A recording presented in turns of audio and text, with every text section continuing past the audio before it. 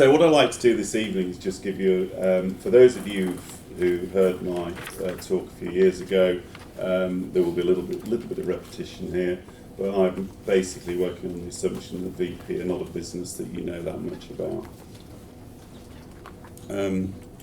So a quick overview, a little bit on our operations, a bit on the financials, and then summary. So in terms of group overview, what are we? We're a rental specialist. We rent equipment out. We rent certain types of equipment, the equipment that we think we can make money from. We don't try and do everything, and you'll get a flavour of that as I go through the presentation. We also serve diverse markets, both geographically and also within particular sub-markets within different countries. The UK is our major area of activity. We've got about 88% of our revenue comes out of the UK, but we have a growing international element, which is now 12%. Unlike the two businesses we've heard from just now, we've been around a long, long time. We were founded in 1954, and we've been on the main market since 1973. We've got now 2,100 employees, and the estimate for the 209 million was our revenue to March 16, and the estimate, I believe, for next year is 240 million, so we're continuing to grow. That's really busy. I don't intend to go through all those boxes. I always like this one, but when you think how much time people spend on deciding what to call their business, we came up with the snappy one in 1954 of the Vibratory Roller and Plant Hire brackets Northern Limited, which really isn't, really wouldn't be a good name, and we've gone completely to the other extreme, calling ourselves VP now. We floated in 73. We did have a foray into the US from 1982 to 1996. It was actually a successful foray into the US. The problem, we sold the business in 1996. The reason we sold it was because the UK was struggling. The US was actually doing quite well. So we exited the US, and then through there's a little slide on the changeover in the business to specialist, but through the late 90s, early 2000, we became a specialist rental activity. And through that period, we've continued to grow, particularly acquisitive from, say, 2000 to 2007. For obvious reasons, things slowed down a bit after that, and then we've now picked up where we left off, and we're starting to acquire. We've always done organic growth, but we're starting to acquire again. We went with this is a long time ago now, but our business, which was then called Vibraplant, was a traditional plant hire business that you see, diggers, dumpers, rollers, the sort of things you see on a motorway works or whatever. That was 50% of our group. So we decided that we needed to change that business because it had low barriers to entry, it was commoditised, everything was price driven. We had a poor market position, and we were making 3 or 4% return on capital. Frankly, it wasn't worth getting out of bed. So what we did was we identified that hidden over here, so we had this 50% of the group that was very, very poor performing, but over here we had these little specialist businesses that year in, year out were turning in good returns, nice profits, but we didn't spend any time or money on investing in them. They needed a lift. So we exited general plan, and then we went into specialists.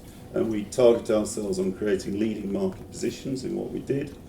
We set ourselves a 3-year target of 15% return on capital from the 4% that we were at. We did that, and we wanted to deliver 10% compound earnings growth. We wanted to be specialist rental, and we wanted to be able to offer value-added wrappers. So we, instead of the classic rental phone call, which is, how much is it? We wanted someone to ring up and say, we've got a problem, could you give us some advice, can you help us out there? And that's what we tried to do. In everything we do, we want to be adding some sort of value-added wrapper so that people come back to us. and they don't come back to us for a price straight away. In terms of operations, again, busy slide. We've got a UK division which has got 5 key brands, which range from forklift truck rental to excavation support systems, which is shoring, tool hire, safety equipment rental, and the rail plant business called Torrent Trackside. In the international division, we've got Airpack Bookham, which is an oil and gas support services business. And we've also got the TR Group, which we bought in April this year, which provides test and measurement equipment to a wide range of, as you can see, wide range of markets. They're based Australia, New Zealand, Malaysia. Airpack Bookham is all over the world supporting the oil and gas sector. The common theme there really is they are market leading. They're not necessarily the market leader, but they are market leading. They are specialist. And they hopefully make above average returns in terms of their performance. We used to be very heavily aligned to the construction sector. Coming out of the recession in 2010, our activity between construction and infrastructure was fairly even. We've grown the infrastructure segment. Infrastructure means regulated industries, so industries that are less at the behest of GDP, so rail, transmission, water, where there is a commitment to spend and invest. We chase that business, and as you can see, that's had quite a transformational impact on our activities. Our other key areas,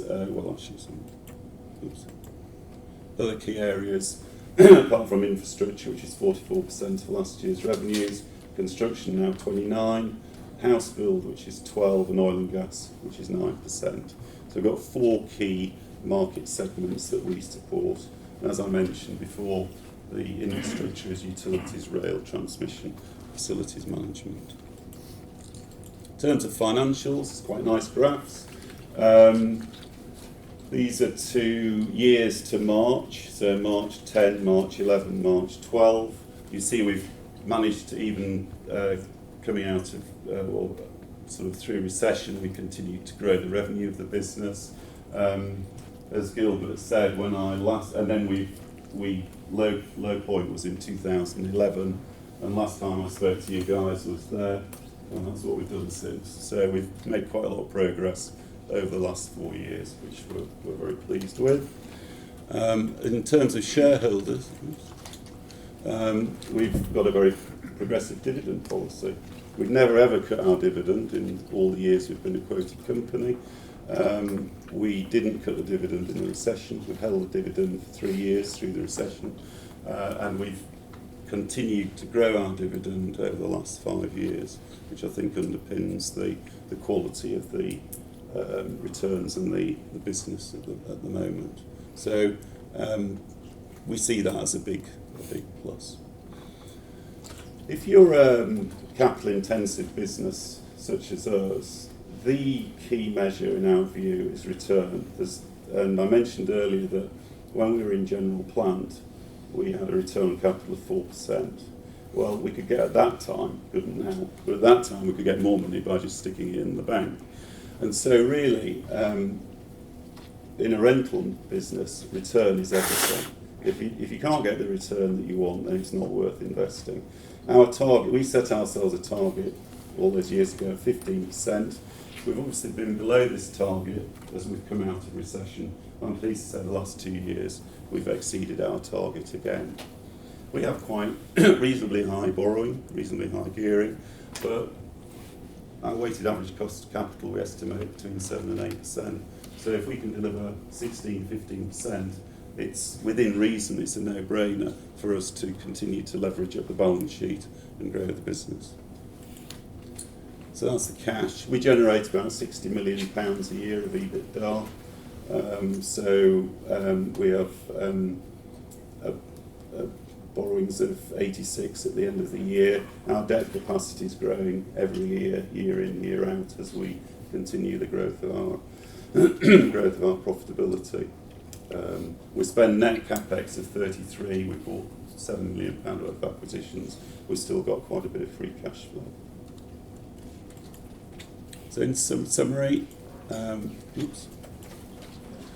strategically, what are we about? There's all sorts of fancy strategies to have, but brutally, we're a PLC. Our aim is to generate value for our shareholders. How do we do it? We utilise our expertise in asset management. We've been doing it a long time.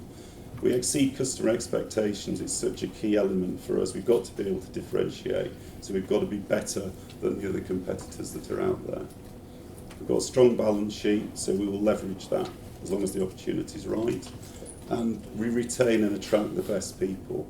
Everyone likes to support and be part of a good team.